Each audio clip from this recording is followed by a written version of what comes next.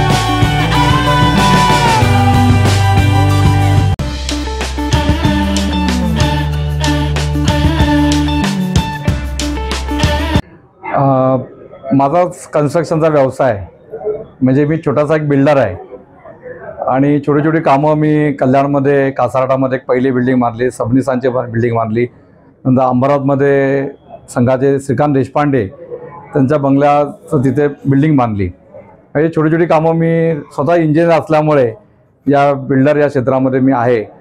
आणि आज नव्याने मी HNP म्हणजे हेमाच्या नावाने हेमा नरेंद्र पवार HNP ग्लोबल असे कंपनी स्थापन केले आणि खास करून कन्स्ट्रक्शनमध्ये, रिडेव्हलपमेंटमध्ये प्रामुख्याने या विषयामध्ये काम करण्याकरता एक सुलभ असा कार्यालय असावा अशा दृष्टिकोनातून आज या ठिकाणी कार्यालय सुरू केलेलं आहे।